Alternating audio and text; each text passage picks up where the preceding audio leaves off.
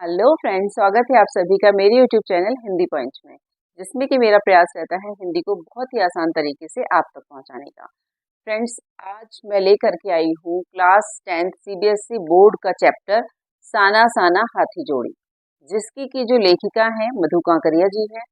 और मधु कांकरिया जी के लिए ही थोड़ा सा जान लेते पहले पाठ की रूपरेखा क्या थी।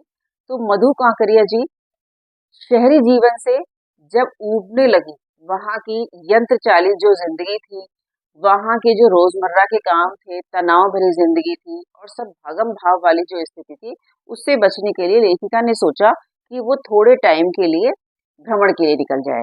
तो वो घूमने के लिए निकल जाती हैं और ये एक तरीके से यात्रा वृतांत है। इसको हम कहेंगे, साना साना हाथी जोड़ी को यात्रा वृतांत है और इसकी लेखिका है मधु कांकरिया जी। तो पॉइंट के हिसाब से मधु कांकरिया जी ने भी हमें समझाया। चलिए देखते हैं पहला पॉइंट मधु कांकरिया जी ने क्या लिखा है। उससे पहले जो लोग चैनल पे पहले से ही जुड़े हुए हैं, चैनल को पूरा देखें, वीडियो पूरा देखें, पूरा लाभ उठाएं। और जो लोग चैनल में पहली बार जुड़े हैं, पहली बार देख रहे हैं, तो वो लोग चैनल को लाइक और सब्सक्राइब करें। तो चलिए देखते हैं पहला वाला टॉपिक कौन सा है। पहली हेडिंग है इसकी गंतोक गैंगटॉक की रात्रि। मतलब अगर हम हिंदी में बोलेंगे तो गंतोक बोलेंगे, वैसे उसको इंग्लिश में गैंगटॉक बोलते हैं। वहां की रात्रि मतलब जब लेखिका गंतोक पहुंची, वहां पे पहुंच करके उसे वहां की सुबह भी बहुत अच्छी लगती थी, दोपहर भी, शाम भी, और रात तो उसे बहुत अच्छी लगती थी, क्योंकि रात्रि में जगमगाते जो सितारे थे वो उसे अपनी तरफ आकर्षित करते थे। वहीं पे उसने एक नेपाली युवती से एक प्रार्थना के बोल सीखे थे। वो प्रार्थना के बोल क्या था? साना साना हाथी जोड़ी, गड्डहू प्रार्थना, आम्रो जीवन ताम्रो कुशली। मतलब छोटे छोटे हाथों से प्रार्थना करती हूँ कि मैं सदा अच्छाई के काम में लगी रहूं। तो ये बोल भी लेखिका वहां पे सीखती है। यहाँ पे हमारी पहली वाली जो हेडिंग है ये पूरी भी हो जाती है। देखते हैं दूसरी वाली हेडिंग में मधु काकरिया जी हमें क्या समझाने का प्रयास कर रही हैं। दूसरी है कंचनजंगा के दर्शन की प्रतीक्षा। अब लेखिका गंतोक में रुकी थी जिस होटल में, वहां पे वो सुबह होते ही तेजी से बालकनी की तरफ भागती हैं, देखने के लिए कि वहां से हिमालय की जो तीसरे नंबर की सर्वश्रेष्ठ पर्वत श्रृंखला है कंचनजंगा, उसे देख पाऊं। क्योंकि ऐसा उसने सुना था कि जिस स्थान पे वो रुकी थी गंतोक में, वहां से अगर मौसम साफ है तो कंचनजंगा की पहाड़ियां दिखाई देती है। लेकिन मौसम साफ होने के बावजूद भी बहुत सारे बादल आ जाने के कारण वो कंचनजंगा की श्रेणियां नहीं देख पाती, लेकिन वो बहुत सुंदर सुंदर फूलों को बड़ी आसानी से देख पाती है। तो फ्रेंड्स, ये थी दूसरी वाली हेडिंग। तीसरी वाली हेडिंग को देख लेते हैं। फ्रेंड्स, आप लोग एक काम करते जाइए, जो मैं हेडिंग बताती जा रही हूँ उसमें से देखिए कौन से क्वेश्चन बन सकते हैं, क्वेश्चन बनाते चलिए। बहुत ईजी हो जाएगा टॉपिक आपके लिए और यहीं पे ही आपका टॉपिक तैयार हो जाएगा, अन्यत्र आपको मेहनत करने की जरूरत बिल्कुल भी नहीं पड़ेगी। तीसरी हेडिंग है बौद्ध पताकाओं का यूमथांग में महत्व। यूमथांग में महत्व। फ्रेंड्स, जब लेखिका गंतोक में रुकी होती है तो उसे थूमयांग जाना था और यूमथांग जाना था, सॉरी थूमयांग बोल दिए, यूमथांग जाना था, जिसकी दूरी गंगटोक से 149 किलोमीटर की दूरी पे थी। तो जितेन नार्गे, जो कि उनका ड्राइवर भी था और गाइड भी था, वो लेखिका को बताता है कि इस रास्ते पर, मतलब यूमथांग जाने वाले रास्ते में फूलों से भरी घाटियां मिलेंगी और वादियां मिलेंगी बहुत सारी हमें, और उसके बाद जो है हम उस स्थान पर पहुंचेंगे। तो लेखिका और जितेन गार्गे और उनका जो उनके साथ के और भी जो यात्रीगण थे, सब लोग आगे जाते हैं। तो देखते हैं कि 108 सफेद रंग की पताकाएं लगी होती हैं। तो जो गाइड था इनका, जितेन ड्राइवर भी था, गाइड भी था, और मतलब वो बताता है कि ये किसी बुद्धिस्ट की मृत्यु पर लगाई जाती है और ये शहर से बाहर लगाई जाती है। बुद्धिस्ट मतलब जो बौद्ध धर्म का अनुयायी है, और कोई बुद्ध धर्म कहें, कोई जैसे हमारे यहाँ पंडित पुजारी बोलते हैं, इसी तरीके से कोई बुद्धिस्ट की मृत्यु के बाद ऐसा होता है और इन्हें उतारा नहीं जाता, ये स्वयं से ही नष्ट होती हैं। और दूसरी तरफ जब कोई शुभ काम होता है तो भी ये पताकाएं लगती हैं, लेकिन तब ये पताकाएं रंग बिरंगी होती हैं, तरह तरह के रंगों में ये पताकाएं लगती हैं। और इस तरीके से आपने देखा तीसरी वाली हेडिंग को। चलिए देखते हैं कवि, तीसरा वाला है, चौथा वाला है कवि लॉन्ग स्टॉप। तो थोड़ा चलने के बाद लेखिका और जितेन नारगे और उसके जो साथी थे वो पहुंचते हैं कवि लॉन्ग स्टॉप। वहां पर पहुंचने के बाद वो देखते हैं कि उन्हें पहुंचने पर जो जितेन नारगे होता है, जो मतलब उनका गाइड भी था, बताता है कि यहाँ पे गाइड फिल्म की शूटिंग हुई थी। फ्रेंड्स, एक बहुत पुरानी फिल्म है गाइड, उस फिल्म की शूटिंग यहीं पे हुई थी। तो जितेन नारगे उन्हें बताता है कि यहाँ पे इस फिल्म की शूटिंग हुई थी। तो तभी लेखिका की नजर पड़ती है एक झोपड़ी में एक चक्र पे, जो कि चक्र घूम रहा था। तो जितेन नारगे बताता है ये एक धर्म चक्र है, इसे हम प्रेयर व्हील भी कहते हैं, और इसको घुमाने से सारे पाप जो है वो नष्ट हो जाते हैं। ऐसा जितेन नारगे उन्हें बताता है। प्रकृति की मनोरमता अगला वाला हेडिंग है। कुछ और आगे चलने पर लोग, गांव और बस्तियां पीछे छूटने लगी। कुछ युवतियां दिखाई दी, नेपाली युवतियां स्वेटर बुनती हुई, और कुछ नेपाली युवक दिखाई दिए जो अपनी पीठ पर भारी भरकम कार्टन लिए हुए चल रहे थे। कार्टन मतलब गत्ते का एक बॉक्स, उसे लेकर के चल रहे थे। और ये जब ये थोड़ा थोड़ा आगे बढ़ने लगे तो इन्होंने देखा कि इनके ऊपर से देखने पर मकान बहुत छोटे लग रहे थे, और रास्ते संकरे और घुमावदार, जलेबी की तरह घुमावदार हो गए थे। और विशाल हिमालय जो है वो विशालकाय लगने लगा था, क्योंकि हिमालय के बिल्कुल पास पहुंच रहे थे तो वो काफी विशालकाय लगने लगा था। और पर्वत शिखरों के बीच से जो जल की धाराएं आ रही थी, जल प्रपात आ रहे थे, वो चांदी की तरह से चमक रहे थे। और जो लेखिका के साथ सदा से ही चलती आ रही थी तीस्ता नदी, वो भी बड़ी चमक मार रही थी। साथ चल रही से मेरा मतलब है कि जहां से लेखिका ने यात्रा शुरू की थी वो वहां से ही बहती चली आ रही थी, वो भी चमक रही थी दूध की तरह, और बड़ी चमक के साथ में वो भी बह रही थी। तभी जीप सेवन सिस्टर वाटरफॉल के पास रुकती है, और वो इतना सुंदर स्थान था कि लोग वहां पर खड़े होकर के पिक्चरें खींचने लगते हैं, फोटोज लेने लग जाते हैं। लेकिन लेखिका इन सबसे बिल्कुल अलग थलग प्रकृति का ही आनंद लेती है, और वो इतना ज्यादा इस माहौल में रम जाती है कि उसका मन यहाँ से जाने का करता ही नहीं है। अगला है प्रकृति और पर्यावरण। कुछ थोड़ा सा और आगे चलने पर लेखिका को रंग बिरंगी पहाड़ियां दिखने लगती हैं। मतलब पहाड़ जो है बड़े रंग बिरंगे दिखाई देते हैं, कहीं हरे और कहीं फूल भी लगे होते हैं, तो पहाड़ बड़े सुंदर दिखाई देते हैं। और तुरंत ही फिर वो बादलों से ढक जाते हैं, धुंध जैसी छा जाती है। फिर जब धुंध छटती है तो ऐसा प्रतीत होता है जैसे विपरीत दिशाओं से दो पहाड़ों के साए सामने दिखाई दे रहे हैं। लेकिन कुछ देर बाद वो दोनों ही श्रेष्ठतम रूप में सामने आते हैं। इस स्थान को देख करके लेखिका सोचती है कि स्वर्ग अगर है तो वो यहीं पे है। वो स्थान लेखिका को बहुत अच्छा लगता है। और यहाँ पर एक जगह लिखा होता है थिंक ग्रीन, जिसका मतलब होता है कि ये पर्यावरण और प्रकृति के प्रति लोगों को सचेत करने के लिए स्लोगन उन्होंने यहाँ पे लिखा था। और लेखिका यहाँ पे इतनी मंत्रमुग्ध हो जाती है इस स्थान को देख करके कि वो नंगे पैर ही इस स्थान पर भ्रमण करने लग जाती है, पैदल पैदल ही यहाँ पर घूमने लग जाती है। चलिए देखते हैं अगली वाली हेडिंग कौन सी है। अगली हेडिंग है भूख, मौत और जीवित रहने की जंग में शामिल स्त्रियां। लेखिका को ये देखकर बहुत ज्यादा कष्ट होता है कि इतने सुंदर और प्राकृतिक स्थान पर भी लोगों को भूख, मौत और जंग जैसी स्थिति का सामना करना पड़ रहा है।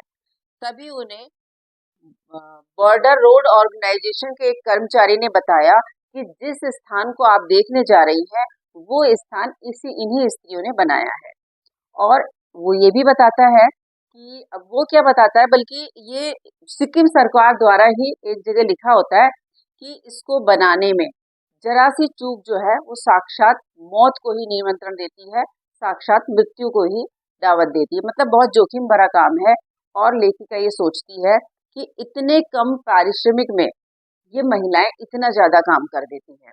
और एक चीज और मैं आपको यहाँ पे बताना चाहूंगी कि यहाँ पे इस जगह पे दलाई लामा के जो फोटो थे वो जगह जगह पे लगे हुए थे।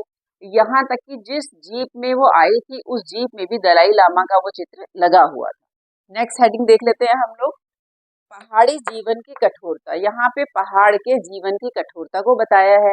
जब जीप थोड़ा और आगे पहुंची तो लेखिका देखती है 7-8 वर्ष के बच्चे स्कूल से आ रहे होते हैं। तो जितेन नारगे जो कि उनका गाइड भी था, वो उन्हें बताता है कि ये बच्चे अपने घर से, क्योंकि वहां पे ले दे के एक ही स्कूल था, एक या दो स्कूल थे, तो अपने घर से 3-3.5 किलोमीटर चल करके ये स्कूल जाते हैं और वहां से आने पर अपने मवेशियों को भी चराते हैं और उसके साथ मवेशियों को चराने के साथ जो है ये घर में लकड़ी काट करके भी लाते हैं। कहने का मतलब ये है कि बच्चे बहुत ज्यादा मेहनत करते हैं, पहाड़ी जीवन अत्यधिक कष्टपूर्ण है। अगला हेडिंग देखते हैं कौन सा है, लायुंग के प्राकृतिक दृश्य। जब लेखिका अपने सहयात्रियों के साथ उस स्थान से आगे बढ़ती है तो वो लायुंग में रुकती है एक जगह, और जहाँ जो कि तिस्ता नदी के किनारे होता है और एक लकड़ी का मकान होता है, यहाँ पे वो लोग रहते हैं।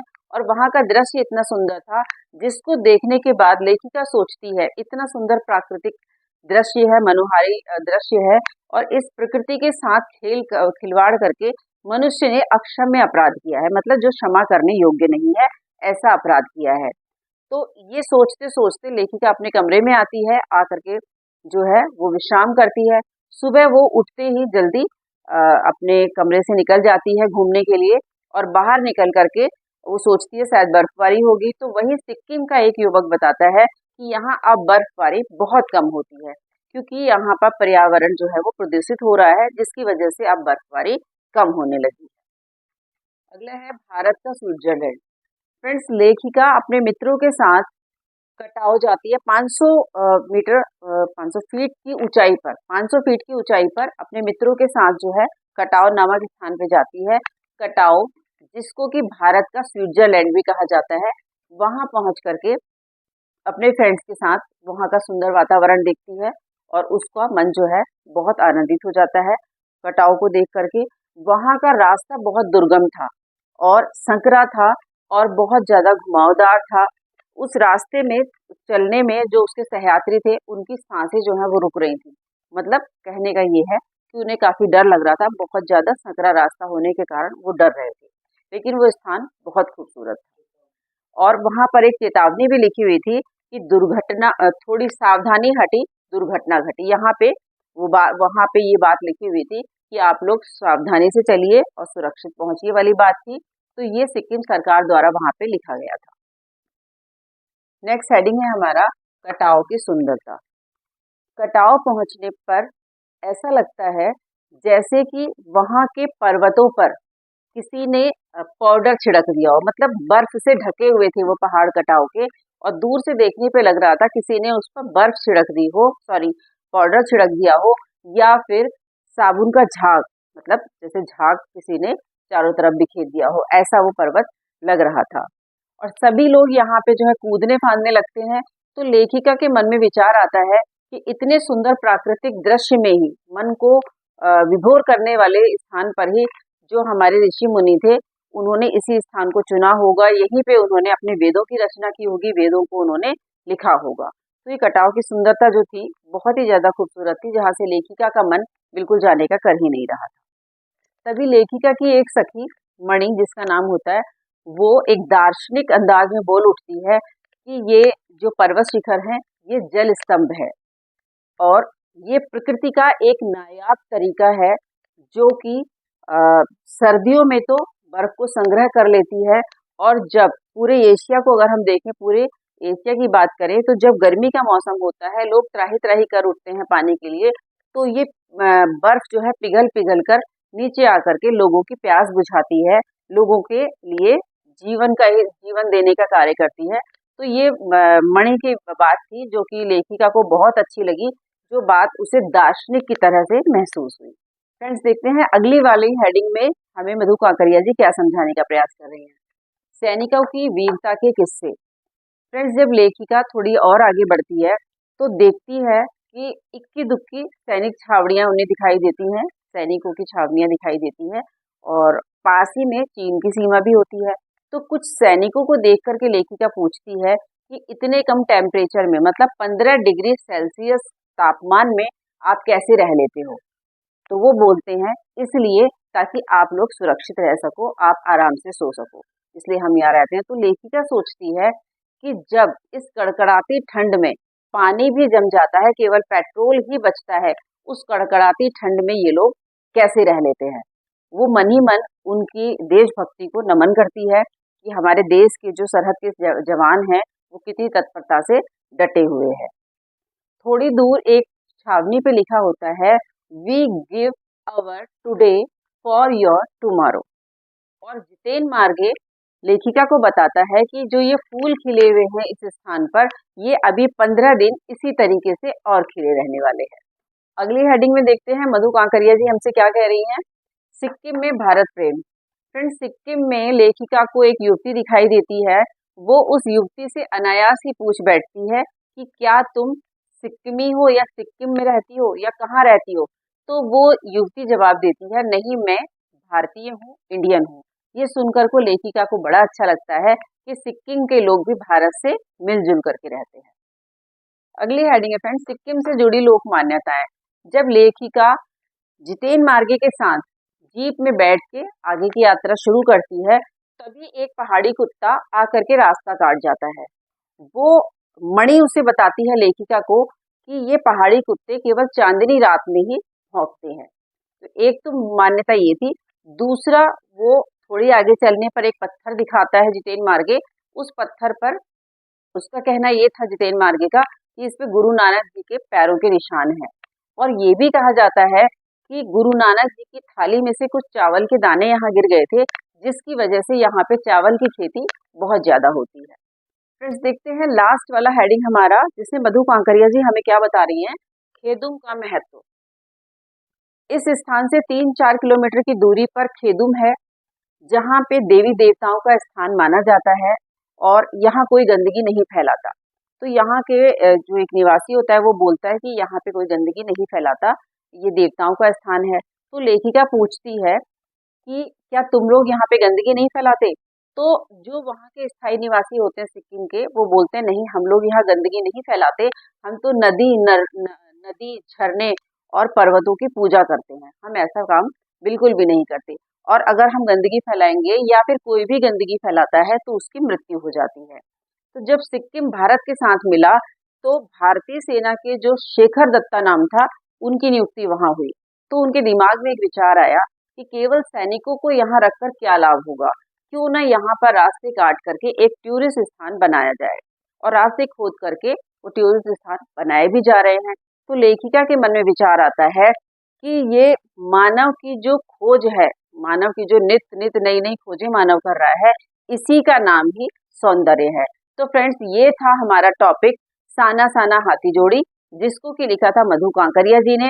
फ्रेंड्स, इसमें काफी सारे क्वेश्चन आपके बन जाएंगे। एक जो मैंने आपको बताया था 15 डिग्री सेल्सियस में भी वो काम कर रहे थे, तो ये वाला क्वेश्चन हमेशा से ही हर साल एग्जाम्स में आता है कि कितने डिग्री सेल्सियस में काम कर रहे थे। तो बच्चे, ये जो मात्रा है, जो ये नापतौल में बता रही हूँ 15 डिग्री सेल्सियस, इसको नहीं बता पाते, इसे याद रखिएगा और इस क्वेश्चन को अच्छी तरीके से याद करिएगा। और एक क्वेश्चन और आपसे पूछ सकते हैं कि भारत का स्विट्जरलैंड किसे कहते हैं, तो याद रखिएगा कटाव को। तो फ्रेंड्स, आज की वीडियो आपको कैसी लगी कमेंट सेक्शन में जाकर के बताइएगा। आपके लाइक्स और आपके कमेंट्स मुझे निश्चित ही मोटिवेट करते हैं और मैं नई नई वीडियोस लेकर के आती हूँ। तो आप करिए वीडियो एंजॉय, मैं चलती हूँ अपनी नई वीडियो की तैयारी में। तब तक के लिए जय हिंद, जय भारत।